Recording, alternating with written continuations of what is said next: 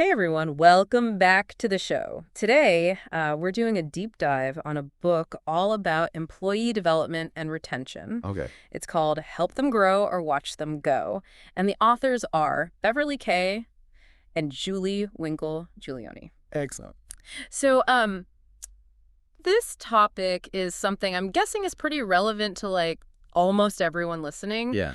Because whether you're, maybe thinking about managing a team someday, or you're feeling a little stuck at work, Yeah. or even if you just want to feel a bit more valued where you are right now, Yeah. I think this deep dive is going to give us some really interesting stuff to think about.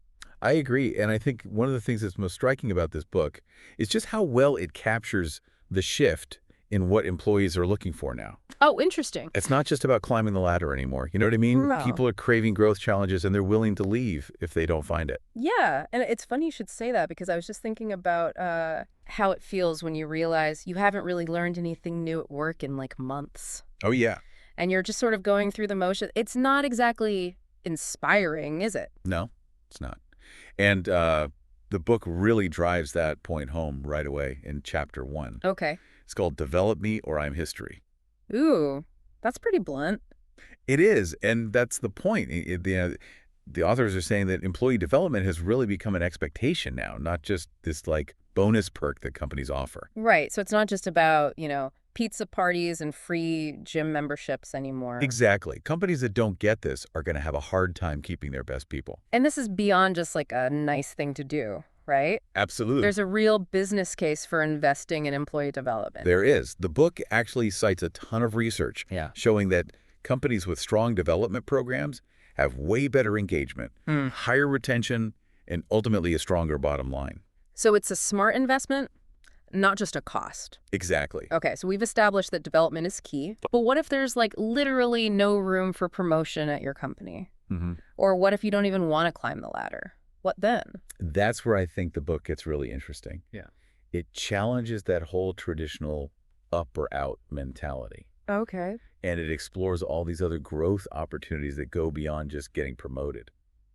I love that because honestly, I think a lot of us get stuck in that mindset, Yeah. We need that new title to feel like we're actually progressing. Right. But the book is saying you can think about lateral moves, taking on challenging projects, even just mastering a new skill in your current role. Okay. And all of those things can be just as valuable, even if they don't come with a fancy new title. So it's more about expanding our skill set and taking on new challenges. Exactly. Whether or not there's a formal promotion attached to it. Exactly. And sometimes growth can even come from just refreshing your perspective within your current role. Wait, so you're telling me I can actually find growth without even changing jobs? You can think about it. Have you ever felt stuck in a rut doing the same tasks day after day? Oh yeah, all the time. Well, the book is saying that even without a new title, you can revitalize your job by seeking out new responsibilities. Okay. Maybe experimenting with different approaches or finding ways to add a bit more variety and challenge to your daily work. So it's even just these little tweaks to our approach can lead to a feeling of growth and a renewed sense of purpose. Exactly. It's about finding those hidden pockets of potential that are already there in our existing roles. I like that. Now, what about all those, career conversations we're always hearing about? Right. Do those really have to be these big formal sit-downs with our manager? I always picture a stuffy boardroom, And that's exactly what's so refreshing about this book. Yeah. The authors are big advocates for these regular, informal check-ins. Yeah. Think like grabbing coffee with your boss or a quick debrief after a project. Those moments where you could just connect on a more human level. Yeah. I can definitely see how that would feel less intimidating than a scheduled performance review. Right. But how do you actually make sure those casual chats are actually productive? That's where the next chapter comes in. It's all about looking back before you can look ahead. Okay. The authors encourage us to really reflect on our past experiences, both the wins and the, not so wins. Right. Because by doing that, we can gain some really valuable insights that help us set more realistic and fulfilling goals. So it's about recognizing patterns in our work history, right? What kind of projects really got us excited? Where did we excel in ways that maybe even surprised us? Yeah. And what challenges seem to just keep popping up over and over again? Exactly. By understanding our strengths and our weaknesses and the things that we genuinely enjoy doing, Yeah. we can start to steer our career in a direction that feels more aligned with who we are. I'm already starting to see how all these pieces fit together. Yeah. But let's be honest. Reflecting on past mistakes isn't exactly always fun. How do we make sure those reflections are actually helpful and not just discouraging? I think the key is to approach it with a growth mindset. Huh. So you're not dwelling on the mistakes themselves, Okay. but you're focusing on what you learned from them. Okay. What could you have done differently? Right. How have those experiences shaped your approach to work? Like that saying, experience is what you get when you didn't get what you wanted. Exactly. So it's all about reframing those past challenges as learning opportunities. Exactly. And remember, this isn't just a solo exercise. Okay. Those informal career conversations we talked about, Yeah. those are a great opportunity to share your reflections with your manager and get their perspective as well. Oh, so it's like having a thinking partner Yeah, to help you connect the dots and see patterns you might not have noticed on your own. exactly. Okay, I like that. But what about feedback? Yeah. Isn't that something most people kind of dread? Especially when it's coming from our boss? Well, the book tackles this head on. They basically reframe feedback as essential nourishment for growth. Okay, that's an interesting way to think about it. It is. It all comes down to the quality of the feedback. Right. Good feedback is specific, it's balanced, and it's focused on improvement, not blame. So instead of just saying, like, you need to be more organized, Right. a good manager would actually give specific examples and suggestions for improvement. Exactly. Mm. And it's not just about what's not working. It's about acknowledging what is going well and building on those strengths. So finding that sweet spot between, constructive criticism and positive reinforcement. Exactly. And remember, this goes both ways. Oh, right. Are you giving your manager feedback? Mm-hmm. Are you actively seeking out opportunities to improve how you work together?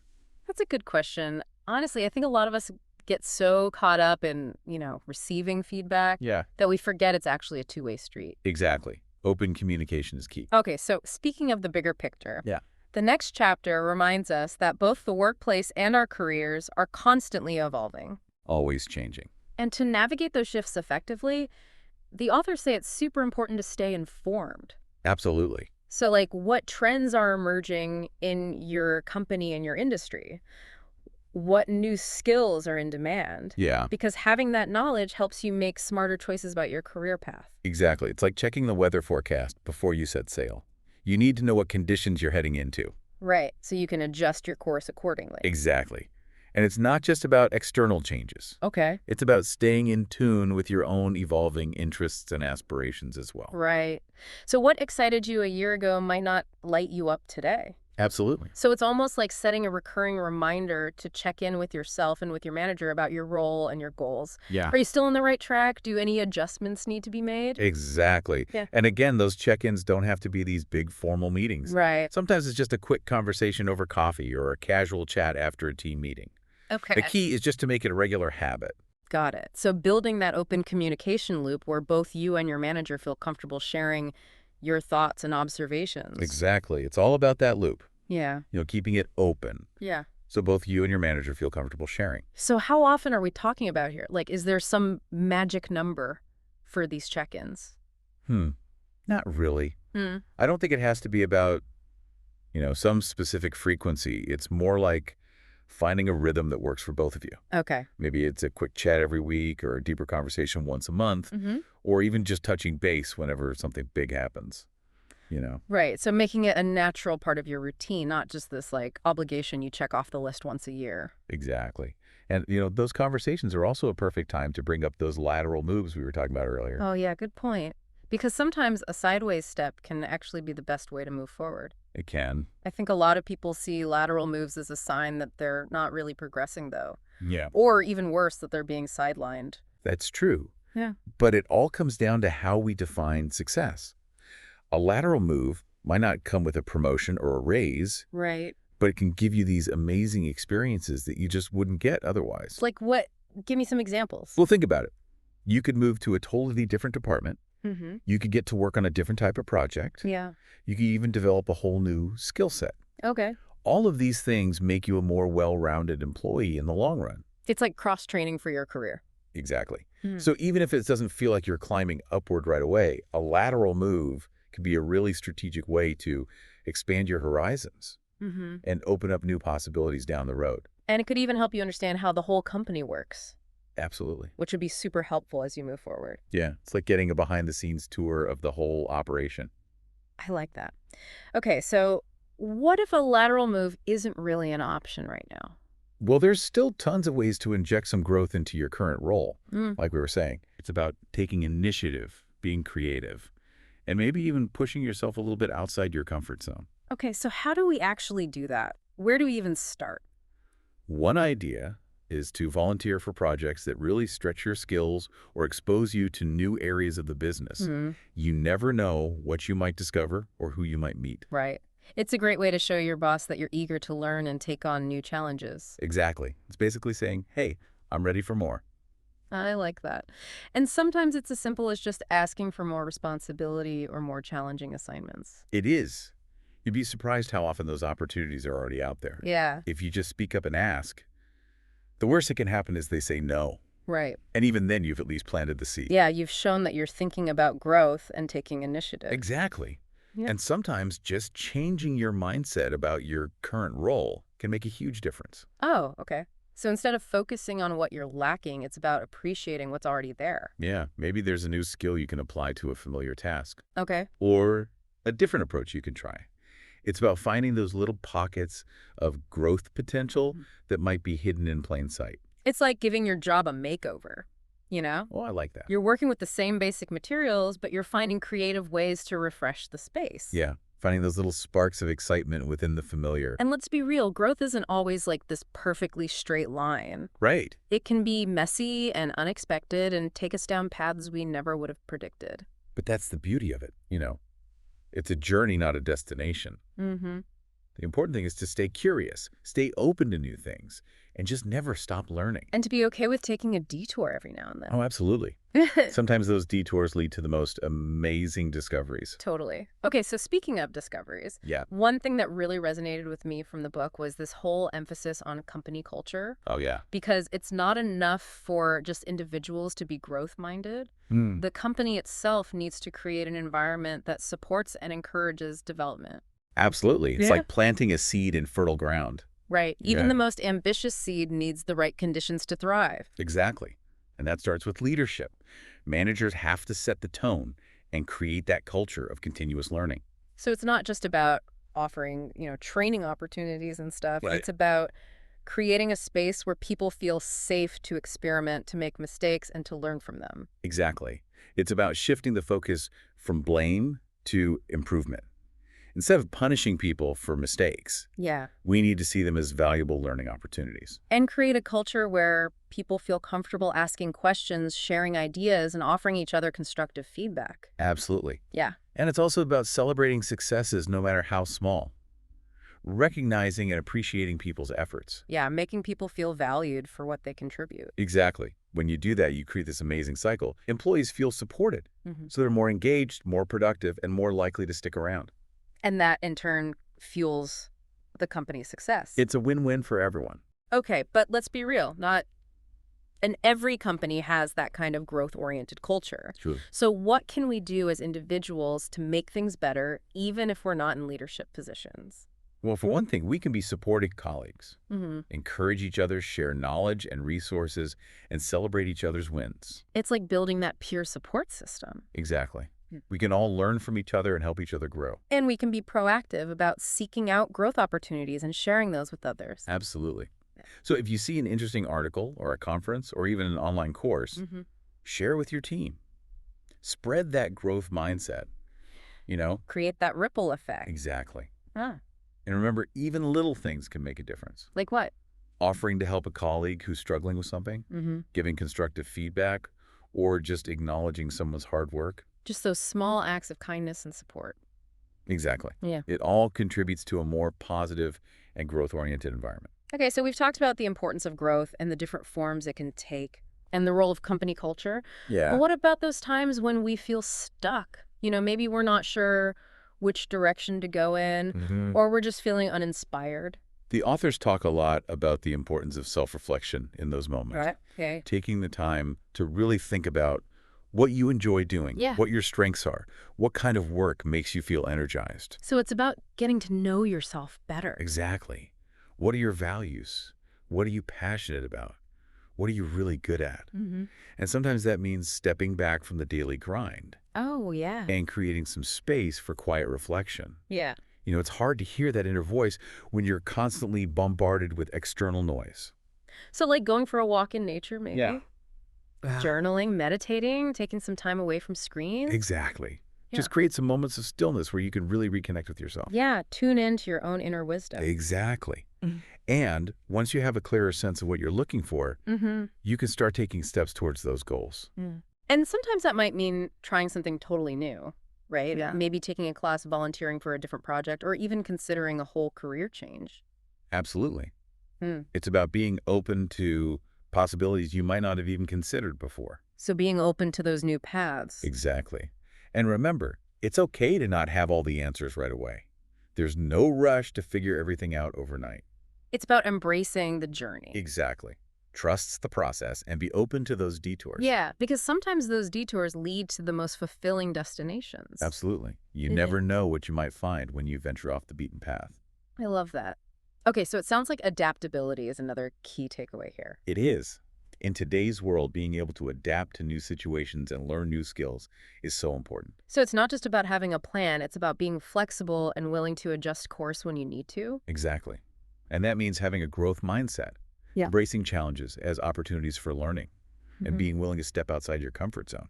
So recognizing that change is going to happen no matter what, Right. and embracing it as a chance to grow and evolve. And it's also about, being kind to ourselves along the way, Oh, absolutely. because growth can be tough, It can. and it's okay to, mess up sometimes. Yeah, you're going to have setbacks. It's totally normal. The important thing is to learn from those experiences and keep moving forward. Right. Don't let the fear of failure stop you from taking risks. Exactly. It's about progress, not perfection. Exactly.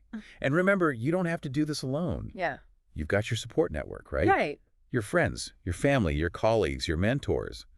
They can all offer encouragement, guidance, a fresh perspective. They're like your cheering squad. Exactly. They're there to remind you how awesome you are and to help you get back on track when you need it. And sometimes just talking things through can be so helpful. It can. Just putting your challenges and your dreams into words can really help you clarify things. Yeah, and find solutions. Exactly. So for anyone out there who's feeling a little lost or uncertain about their career, I think the best advice I can give you based on this book is ask yourself this. What would make me excited to get out of bed in the morning? Oh, that's a good one. What kind of work would make you feel, energized, engaged, and fulfilled? And then start exploring those possibilities, no matter how big or small they might seem. I love that question because it really gets to the heart of, what actually matters to us. It does. And it reminds us that work doesn't have to be a drag. No. It can be a source of joy and purpose and fulfillment. Absolutely. Right. And remember, growth isn't a destination, it's a journey. Right. So enjoy the process, be patient with yourself, and never stop learning and evolving. I love that. It's about finding that sweet spot where our skills and our passions meet the needs of the world. Exactly. And constantly challenging ourselves to become the best versions of ourselves. Yes. And one final thought I want to leave you with is this. Okay. Even if you absolutely love your job right now, there's always room for growth. I think that's something a lot of people forget. They think growth only happens when you get a promotion or switch companies. But it's not true. There's so much potential for growth within our existing roles. Right. If we just open our minds to it.